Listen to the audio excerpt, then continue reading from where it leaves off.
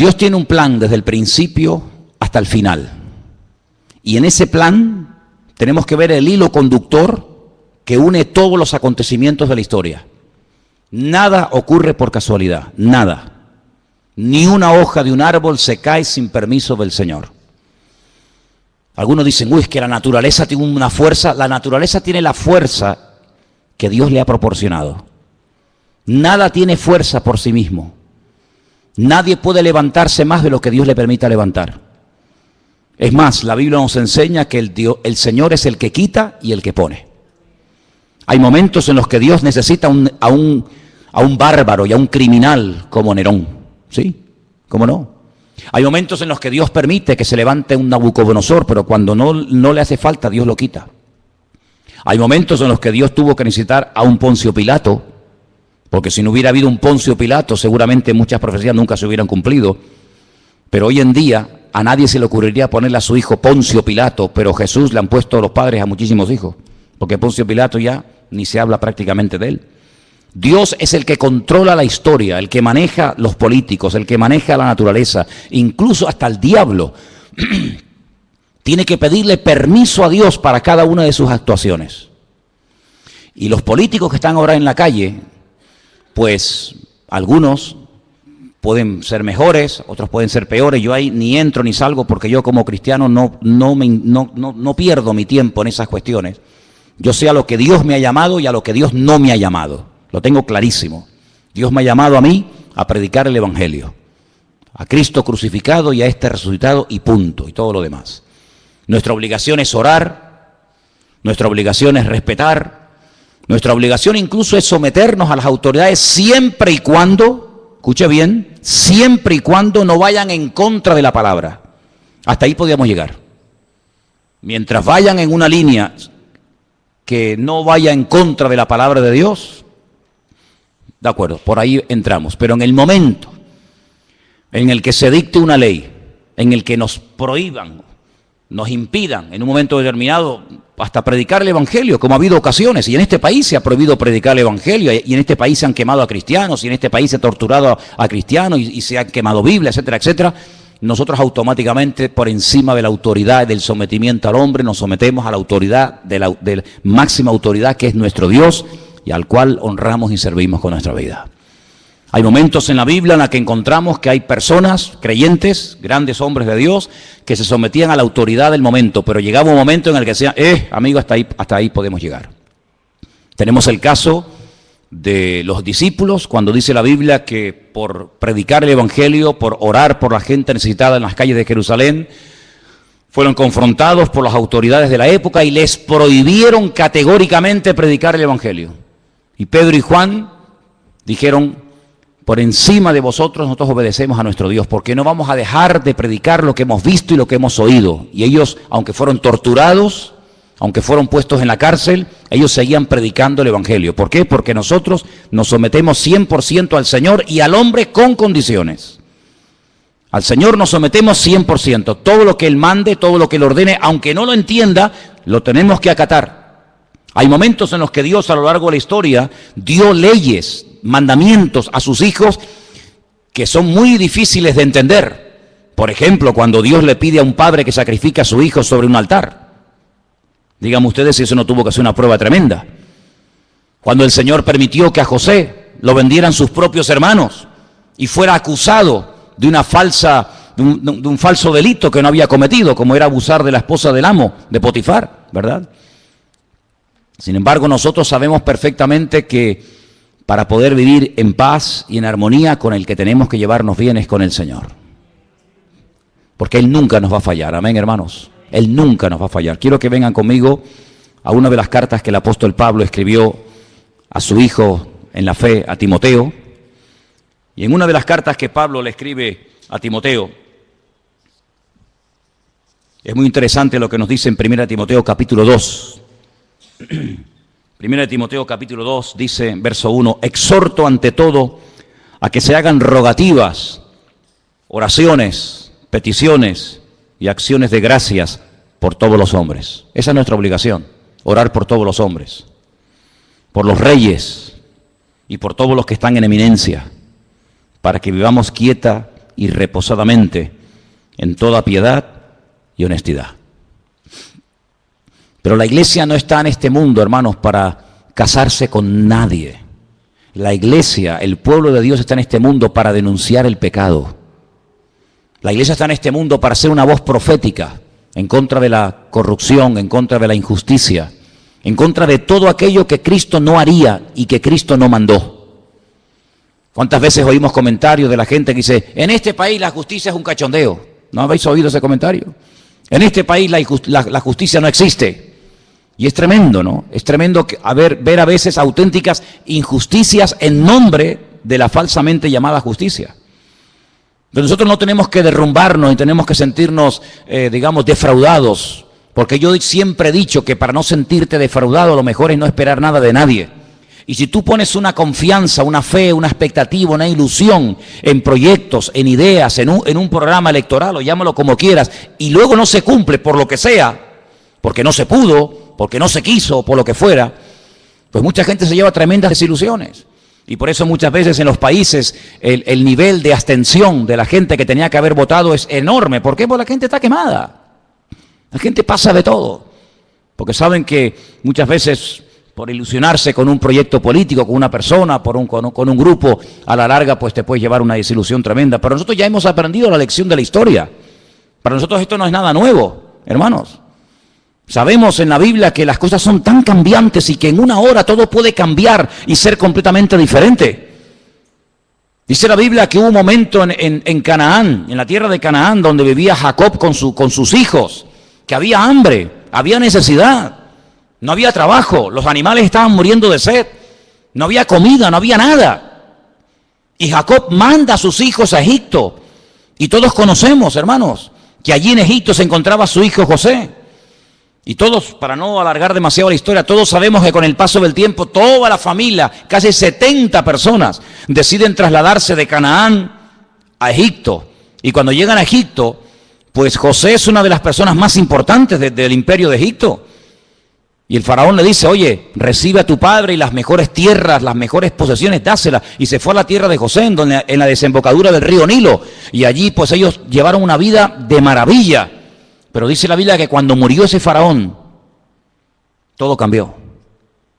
Aquello que empezó tan bonito, aquello que empezó siendo algo tan maravilloso, una puerta abierta de ser pobre gente allí en Canaán que no tienen ni para comer, ni agua tenían, y ahora verse como las personas más importantes de Egipto, pero todo cambió. Dice que se levantó otro faraón que fue completamente diferente al anterior faraón y lo fue convirtiendo paulatinamente, poco a poco, en la mano de obra barata, en auténticos esclavos. Y aquello que empezó tan bonito terminó siendo un desastre. Y dice que la aflicción, el llanto, la muerte, la esclavitud se apoderó de aquellos miles y miles de personas que se habían ido reproduciendo y reproduciendo en Egipto. Y bueno, y cada día era peor, y más presión, no salieron a tiempo. Tenían que haber salido antes, pero no supieron discernir los tiempos. Se quedaron demasiado tiempo en Egipto. Tenían que haber ido y salir, pero se quedaron allí. ¿Por qué? Porque se salían cómodos, había trabajo, había abundancia, había prosperidad. ¿Para qué voy a volver otra vez a Canaán? ¿Para qué? No salieron a tiempo. Y dice la Biblia que de la noche a la mañana se promulga un edicto donde el faraón decreta que todos los niños tienen que morir asesinados, arrojados vivos al río Nilo. Y dice, pero bueno, ¿y a qué viene esto?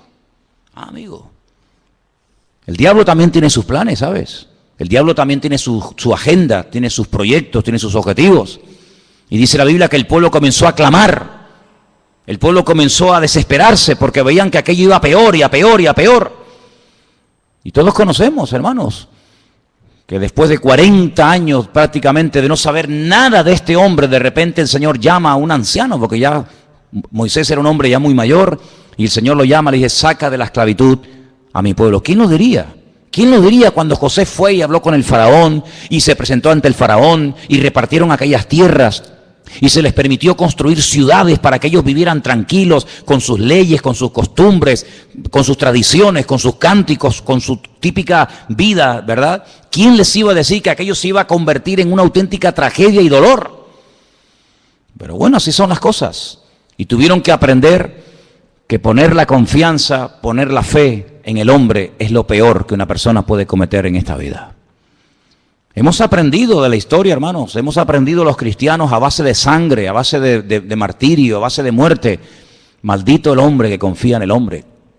Es interesante notar que cuando el Señor Jesucristo le dice a sus discípulos en el Monte de los Olivos que la ciudad de Jerusalén va a ser sitiada, que el templo va a ser destruido, con una agresividad tan brutal que dice que no quedaría ni piedra sobre piedra, es interesante que la historia dice que muy pocos cristianos murieron en aquellos días, en el año 70 después de Cristo en Jerusalén, porque ellos habían recordado, ellos sabían que el Señor Jesucristo había profetizado la futura destrucción de Jerusalén y del templo. Y dice que murieron miles de judíos, pero muy pocos cristianos. ¿Por qué? Porque recordaban las palabras del Señor y el que tenían que salir de allí y supieron interpretar los tiempos. Y nosotros si algo necesitamos hoy en día más que nunca es discernimiento espiritual. Amén.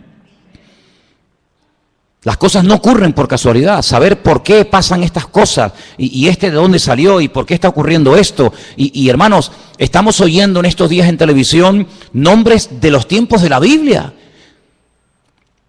Dice la Biblia que el primer poderoso de la tierra, por así decirlo, el primer tipo del anticristo, el primero de todo fue Nimrod. Tremendo. Y en estos días hemos oído hablar de la destrucción de la ciudad de Nimrod, ¿verdad? ¿Qué te parece? Y estamos oyendo hablar otra vez de Nínive. Y estamos oyendo hablar de lugares bíblicos. Pero es que la palabra de Dios nos enseña que esos sitios quedarían totalmente arrasados y que no quedaría piedra sobre piedra y que esas ciudades serían cueva de hurones y de chacales. Y estamos viendo cómo estas personas entran en ciudades emblemáticas con una cultura y con una trayectoria, con una arqueología y etcétera, y vienen y arrasan con todo, pero eso es casualidad, no. Está escrito en la palabra, hermanos, tenéis que leerlo. Está escrito en la palabra que de esas ciudades no quedaría ni el polvo, ni el recuerdo de esas ciudades. Y estamos viendo cómo se están cumpliendo las palabras del Señor, las profecías de una forma impresionante. Y tenemos que abrir nuestros ojos porque la Biblia dice que el Espíritu estaría hablando a la iglesia continua y permanentemente. Y tenemos que oír lo que dice el Espíritu. Tenemos que saber interpretar lo que está ocurriendo, porque nada, vuelvo a repetir, ocurre por casualidad. Es interesante notar, yo leía en esta semana que cuando le llega la noticia al patriarca Abraham de que dos ciudades muy importantes de la época iban a ser totalmente destruidas y nunca más se volverían a reconstruir, me refiero, como sabéis, a Sodoma y Gomorra, la Biblia nos enseña que Abraham empezó a orar, porque Abraham conocía a Dios. Y Abraham le dice al Señor, Señor, tú vas a destruir en las ciudades al justo y al injusto. Tú no eres así, yo te conozco. Si en esa ciudad hay 50 justos, tú vas a destruir una ciudad habiendo 50 justos en ella. Y el Señor le dice, si yo encuentro 50 justos en la ciudad, no la destruyo. Luego hay como una protección en una ciudad cuando hay un cierto y determinado número de creyentes. El problema es que no había 50. Pero cuando Abraham ve tan determinado al Señor y le dice, bueno, pero es que a lo mejor no hay 50, pero puede haber 45, y va bajando, y a lo mejor hay 40, y a lo mejor hay 35, y a lo mejor hay 30. Pues la conclusión a la que llegó Abraham es que el Señor podía destruir la ciudad porque en esa ciudad no había una protección, una cobertura que protegiera a la ciudad de la ruina. ¿Y sabéis por qué este país no se ha ido totalmente al garete? Por las oraciones del pueblo de Dios. Porque por eso el Señor dice que somos la sal de la tierra y la luz del mundo. Si no fuera por los creyentes, Venezuela ya no existiría, España ya no existiría. Muchas naciones de la tierra donde se han hecho auténticas barbaridades y se siguen haciendo, ya no existirían. Serían pasto de las llamas, serían destruidas por un terremoto, ¿sabe Dios por qué? Pero todavía se mantienen en pie por la misericordia del Señor. Porque allí están los hijos de Dios, clamando de noche y de día. Y hay momentos en los que Dios confronta a los profetas y le dice, yo no quería destruir Jerusalén, pero es que no encontré a un hombre, dice, no encontré ni a uno que hiciera vallado, no encontré ni a uno orando, y como no encontré a uno, pues la destruí. Hay como una protección, hermanos. Es interesante notar que cuando las tribus de Israel en el desierto reciben la orden de ir a tomar posesión de la tierra de Canaán, la Biblia nos enseña que Moisés mandó lo explicamos en su momento, no sé si os acordáis, que mandó a 12 exploradores. Yo expliqué que la palabra espías y la palabra exploradores en la Biblia es completamente diferente. Lamentablemente, cuando en nuestras Biblias en castellano se habla de los 12 que fueron a reconocer la tierra, dice los 12 espías, pero no aparece la palabra espías. Aparece la palabra exploradores. Y permítame que vuelva un poquito atrás. ¿Cuál es la diferencia? Pues es abismal. El espía entra ocultamente, secretamente, no quiere que lo descubran. La misma palabra dice, es un espía. Es lo que mandó Josué a la ciudad de Jericó. Entren tranquilamente, y mandó 2, no mandó ahí a un montón de gente. ¿A dónde entraron? Pues a un sitio muy concurrido por gente, para no levantar sospechas, a una casa de prostitución, donde estaba Rahab, y allí ocultamente estuvieron y se escondieron, iban de espía. Los 12 mal llamados espías no eran así, eran exploradores que iban a reconocer la tierra. Una de las cosas que Moisés le dice, vayan y reconozcan la tierra si las ciudades están amuralladas o no. Porque si no están amuralladas, esta gente no nos tiene miedo. Pero si ellos en este tiempo que han oído que salimos de Egipto y vamos a entrar en Canaán, si las ciudades ustedes observan que tienen murallas, es que nos tienen miedo. Y ellos contaron que las ciudades tenían murallas que llegaban al cielo como algo negativo, y era todo lo contrario, era algo muy positivo, porque dice la Biblia que Jericó estaba bien cerrada porque tenían miedo a causa de los hijos de Israel. Entonces ustedes vayan, y si ven a toda la gente con las puertas abiertas, las ventanas abiertas, sin murallas, es que no nos tienen miedo, esta gente son terribles. Pero si están dentro de las ciudades y las cierran por la noche, es que nos tienen pánico. Ellos pensaban que era algo negativo. Dice la Biblia que una de las cosas que le dice Moisés, dice, vayan y díganme si en la tierra de Canaán hay árboles. Qué pregunta más tonta, ¿cómo no va a haber árboles en un país? Es normal que por lo menos haya un árbol, ¿no? Pero es que la palabra árbol en la Biblia es sinónimo de hombres. Por eso empezamos el culto cantando el Salmo 1. Bienaventurado el varón que no anduvo en consejo de malos, ni en silla de escarnecedores se ha sentado, sino que en la ley del Señor medita de día y de noche. Será como árbol plantado junto a corrientes de agua. Porque Moisés sabía perfectamente que si en el país de Canaán había árboles, había personas arraigadas, cimentadas en la palabra, Canaán no podía ser tomada. No podía ser destruida, porque el creyente protege el lugar en el que vive. Aunque el vecino no se lo merezca, aunque la autoridad esté corrupta, por el hecho de haber presencia de creyentes, el Señor protege y bendice ese país. Así es. Pero cuando volvieron dijeron, sí, no vimos árboles, no vimos árboles, entonces podemos atacar y destruir el país. ¿Qué te parece? Así que tu presencia, mi presencia, la presencia de todos y cada uno de nosotros, protege a esta nación. Y lo que esta nación necesita realmente es un arrepentimiento genuino delante del Señor. Desde el rey hasta el último que quiere entrar, que hagan una convocatoria y que pidan perdón delante del Señor, porque ninguno de los políticos, ninguno de los que están en estos días hablando en televisión y se entran y salen y nos entrevistan, ninguno menciona la palabra Dios, perdón, arrepentimiento, Biblia, reconciliación, ninguno. ¿Cómo voy a poner mi confianza en un hombre que no habla de Dios para nada? Cambio, pero ¿quién puede producir cambios sino solamente el Señor? Porque los cambios que produce el hombre no me sirven, pero los cambios que produce el Señor permanecen para siempre. ¿Cuántos dicen amén?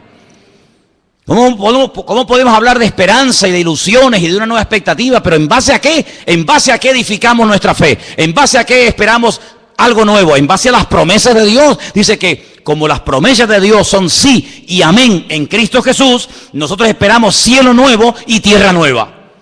Pero tenemos la confianza en la base de la palabra de Dios. Pero ninguno menciona a Dios para nada.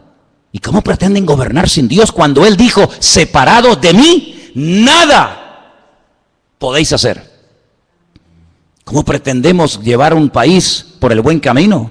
¿Cómo pretendemos llevar a la juventud de esta nación por el buen camino? ¿Cómo pretendemos que haya paz, que haya justicia, que haya reconciliación, que haya trabajo, que haya prosperidad sin Dios? Es lo que le dijo Satanás al Señor: si postrado me adorares, te daré todos los reinos de la tierra. Es pan sin Dios. Ya muchos propusieron pan sin Dios, ¿verdad? Pero nosotros solamente os digo algo, hermanos, tenemos que orar para que nuestra fe no decaiga en estos días, para que nuestra confianza esté puesta en el Señor. Porque verdaderamente, hasta que en este país no haya un reconocimiento y un arrepentimiento delante del Señor, no habrá un verdadero cambio. ¿Nosotros por qué hemos cambiado? Porque el Señor nos cambió. ¿Por qué seguimos cambiando y tratando de mejorar? Porque el Señor pone ese sentir en el corazón. Pero ¿cuántos políticos son ateos? ¿Cuántos políticos aprueban la homosexualidad, el lesbianismo, el aborto? ¿Cuántos? Todos somos iguales. Mentira. ¿Cómo que todos somos iguales? ¿Cómo va a ser igual un hombre que una mujer? ¿Cómo va a ser una mujer igual que un hombre? ¿Cómo va a ser igual un anciano que un niño? ¿Cómo va a tener los mismos derechos una persona que es un vago, que no ha trabajado en su vida, ni quiere trabajar, ni quiere cambiar, sino quiere vivir del cuento? ¿Cómo le voy a quitar yo a este, que es una persona que ha trabajado, ha sufrido, ha sudado la camiseta, y se lo voy a quitar a este para dárselo a este que es un vago? ¿Pero por qué? Cuando la Biblia dice, esfuérzate, esfuérzate, esfuérzate, y Dios es galardonador de los que le buscan, y el que no le busca, pues no te galardona, hijo. Pedid y recibiréis. ¿Pero por qué recibo? Porque he pedido. ¿Y por qué he hallado? Porque he buscado. ¿Y por qué el Señor me bendice y me prospera? Pues porque hago lo que Él manda en su palabra. Dijo el Señor, ¿queréis ser mis amigos? Claro, pues haced todo lo que yo os digo. Es decir, sin obediencia no puede haber bendición. Querer los panes y los peces, pero no quererlo a Él, es una temeridad y es un insulto al amor de Dios. Y la gente quiere la bendición, la gente quiere los panes y los peces, la gente quiere lo bueno, pero no quieren pagar el precio. Y el precio, ¿saben cuál es? Sometimiento a la ley de Dios. Qué bueno sería que la gente dijera, bueno, nuestro programa electoral, ¿qué proponemos? Lo que propone la Biblia. Ese es nuestro programa electoral. Amaos los unos a los otros, perdón, poner en práctica las leyes económicas, que las leyes económicas de la Biblia son perfectas. Perfectas. Se evita la usura, el abuso, la vagancia. ¿No dice la Biblia, el que no quiere trabajar? ¿Qué dice la Biblia? Que no coma. Pero sin embargo, ofrecemos los panes y los peces a cambio de nada. Amados hermanos, estamos viviendo tiempos de cambios. Tiempos extraños. Tiempos donde ahora hace calor y al día siguiente nieva. ¿Pero cómo es posible que hoy estemos a 32 grados y mañana salga en televisión que en ese lugar donde estaban pasando ayer calor, haya nevado y estén con sensación térmica de bajo cero? Lo natural, siempre os he enseñado, es un reflejo de lo espiritual. Y estas cosas raras que estamos viendo en el clima, estas cosas extrañas, países que así son destruidos, como por ejemplo Nepal, con todo mi respeto, ¿qué era Nepal? Un centro de idolatría, un centro de templos paganos donde se adoraban los monos, las ratas, los piojos, las serpientes, y las montañas que adoraban se les vinieron encima. ¿Qué te parece, amigo? Es que tenemos que ver el trasfondo espiritual de las cosas. No nos alegramos con la muerte de nadie, dice la Biblia. El Señor quiere que todos procedan al arrepentimiento, que todos busquen del Señor. Pero hermanos, cuando ocurren ese tipo de tragedias en ciertos y determinados lugares, oye, veamos más allá. Es que se rompió toda la arquitectura. ¿Pero qué arquitectura me estáis hablando? Templo al dios mono, templo al dios rata, templo al dios piojo. Eso tenía que haberse destruido hace siglos. Siglos tenía que haberse destruido, pero no. Tremendo. Países que no han levantado cabeza, países que siempre han estado y estarán siempre en la miseria más absoluta. ¿Por qué? Porque le han dado las espaldas a Dios. Y los misioneros, lean la historia de la iglesia, y los misioneros que antaño iban a ese lugar a predicar el evangelio, los colgaban, los crucificaban, los empalaban, los quemaban, y así les ha ido. El profeta Jonás fue a Nínive, dijo, de aquí a 40 días, dice el Señor, Nínive será destruida. Y Nínive no fue destruida, ¿sabéis por qué? Porque se arrepintieron. Ya el Señor tenía determinado el castigo, la destrucción, la aniquilación total y absoluta de Nínive. Pero Nínive duró mucho tiempo, porque hubo arrepentimiento. Dice que desde el más grande hasta el más chico se pusieron a orar, a ayunar, pidieron perdón. Esto le molestó mucho a Jonás. Jonás era un predicador muy extraño. La gente se convertía y se enfadaba. La gente pedía perdón y se enfadaba con Dios. O sea, yo lo sabía que se iban a arrepentir y tú los ibas a perdonar. Claro, ¿verdad? Pero ¿qué ha sido de esos países? ¿Qué ha sido de esos lugares donde antaño se predicaba el evangelio?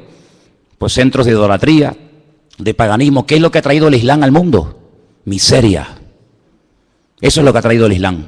Miseria, pobrezas, donde 4 viven como reyes y el resto del pueblo ni en la Edad Media. Eso es lo que ha traído el Islam, el Corán. Miseria, pobreza, injusticias, países que no terminan de levantar cabeza. Qué tremendo, ¿verdad? Por eso, amados hermanos, nuestra confianza no está en el hombre. Nuestra confianza está en Dios. Si me preguntan ustedes, ¿y tú qué vas a hacer? Yo no creo en el hombre, en ninguno de ellos, en ninguno. Porque la historia nos ha demostrado a nosotros los cristianos que lo que empieza muy bonito, al final puede terminar convirtiéndose en una auténtica ruina. Y mi expectativa, mi confianza no está puesta en el hombre, mi confianza está puesta en el Señor. Nuestra obligación, ¿cuál es? Orar. Eso sí tenemos que hacer. Orar, porque esa gente sin oración son vulnerables. ¿Se imaginan ustedes un rey? ¿Se imaginan ustedes un presidente de un gobierno? ¿Se imaginan ustedes un gobierno sin la ayuda del Señor? Es una locura, una auténtica temeridad. Y las barbaridades que se han hecho, lo que se ha saqueado, lo que se ha robado, lo que se ha mentido, lo que se ha tapado, ha sido algo realmente tremendo.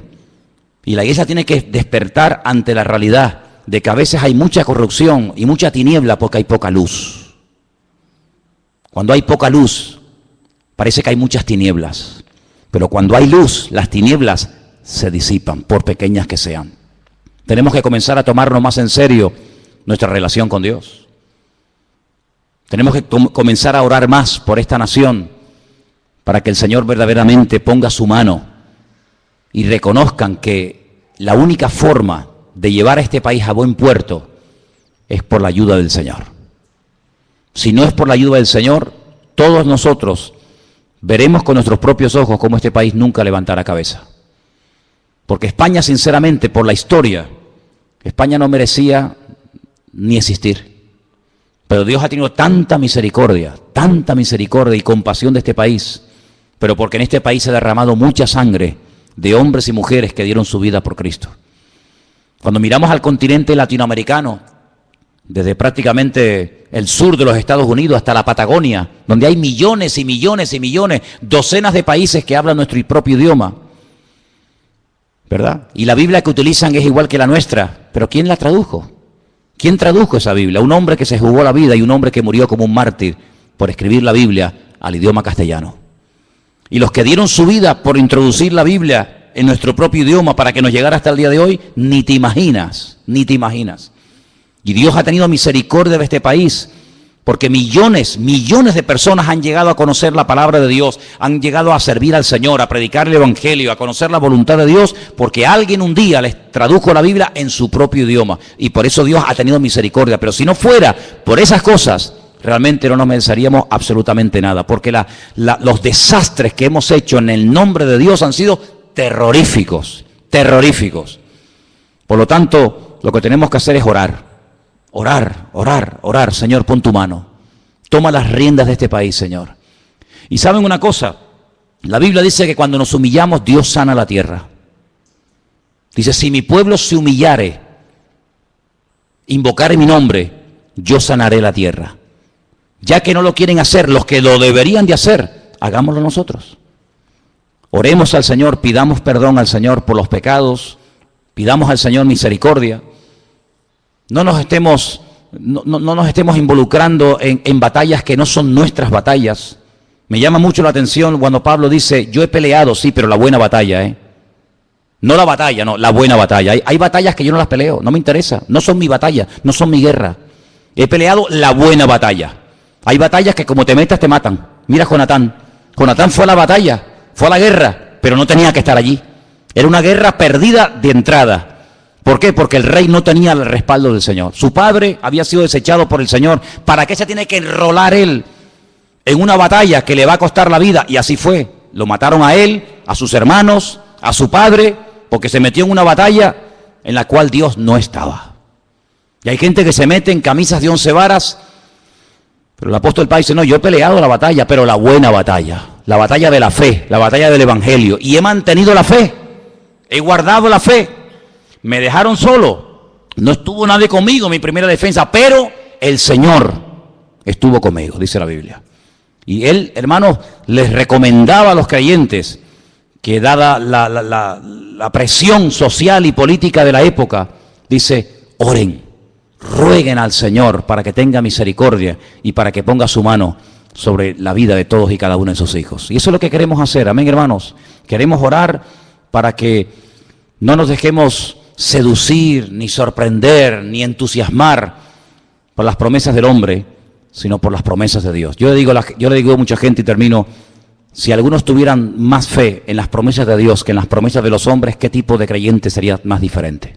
Hay gente que tiene una fe a pie juntillas en lo que prometen, en lo que dicen, en lo que van a hacer, en lo que no van a hacer. Si tuvieras la misma fe en las promesas del Señor, madre mía, qué maravilla de creyente sería. Sería algo espectacular. Así que, amados hermanos, vamos a orar en esta noche. Cierra tus ojos ahí donde estás. Y vamos a pedirle al Señor que el Señor nos abra los ojos para que nos demos cuenta que el único que promete y cumple es nuestro Dios. Él promete cuidar de nuestros hijos mejor que cualquier educador o político. Él promete cuidar de nuestro presente y de nuestro futuro. Él promete sanar nuestras dolencias y enfermedades. Él promete abrirnos puertas cuando en esta vida todas las puertas por la edad o por lo que sea se nos cierran, pero Él abre puertas a sus hijos. Aleluya. Dice, yo volveré a derramar agua en el desierto. Yo volveré otra vez a hacer una cosa nueva que sorprenderá al mundo entero. Y por eso nuestra fe, que es un tesoro precioso, no la pongas, no la deposites, no la hipoteques en lo que no es de Dios. La fe se te dio para que la usaras para el reino, para ponerla en el Señor, para ponerla en la palabra. Pero ten cuidado, no estés utilizando tu fe para un uso inadecuado, para algo que no tiene nada que ver con el reino y con lo que la palabra de nuestro Dios nos enseña. Nuestra fe tiene que estar puesta en el Señor. Al Señor tu Dios adorarás y a Él solo servirás. Él quiere la exclusividad. El Señor te quiere todo, 100% para Él. Y en esta tarde, Señor, queremos unirnos como iglesia y oramos por España, Señor. Oramos por el futuro de este país. Tú sabes, Señor, lo que este país, esta nación necesita.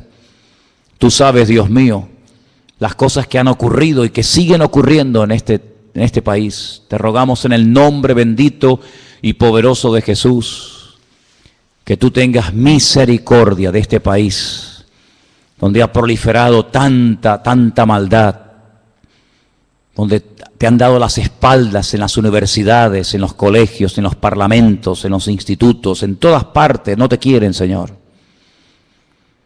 Pero, Señor, te pedimos en el nombre de Jesús que por amor a tu pueblo y por amor a tus hijos, bendice, Señor, sobre todo a tu pueblo que aquí está en este país. Señor, tú sabes, Señor, todos los cambios que se avecinan, tú sabes todas las caras nuevas y personas nuevas en el panorama político que se presentan. Señor, te pedimos en el nombre de Jesús que se haga tu voluntad, Señor.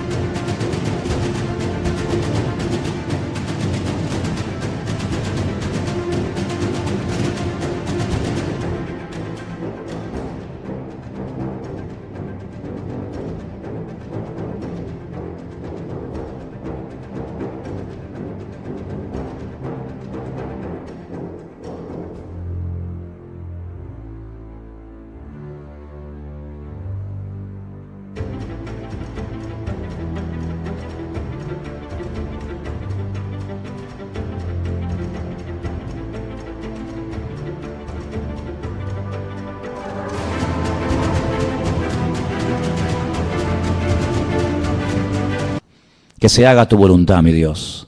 Pero que no nos olvidemos que lo más importante es honrarte y servirte a ti, que es lo que verdaderamente tiene premio y recompensa y galardón, servir al Señor. Que utilicemos nuestro tiempo, nuestros dones, nuestra energía, nuestros recursos para extender el reino de Dios y su justicia. Y que hablemos, Señor, que hablemos en contra de la injusticia, en contra de la muerte, en contra de todo eso. Que tu iglesia abra la boca, que seamos valientes y digamos no al pecado, no a la muerte y sí a la vida. Aleluya. Y que verdaderamente te reconozcan a ti, el único Dios vivo y verdadero. Señor, únenos con tu Espíritu, Señor. Y que todos y cada uno de nosotros estemos en estos días orando para que el futuro de esta nación, aleluya, tú lo dirijas, Padre, y todo salga conforme al plan y al diseño del Señor. Aleluya. Te damos gracias, Dios mío, porque sabemos que tú eres bueno, que para siempre es tu misericordia y que tú tienes un plan y que todo apunta en una dirección. Y es a tu venida, Señor. Tú vienes pronto. Esa es la cruda realidad, que los tiempos se acortan, que tú vienes pronto y tu iglesia tiene que estar velando y orando para que no nos sorprenda las cosas como ladrón en la noche. Bendito sea, Señor. Gracias te damos en esta noche por este privilegio que nos das de entender tu palabra, de tener el mapa, la brújula de tu palabra en nuestras vidas. Que ahora más que nunca la leamos, la escudriñemos, porque en ella encontramos la respuesta, Señor. Te lo pedimos todo en esta noche en el bendito nombre de Jesús. Amén y amén. Aleluya.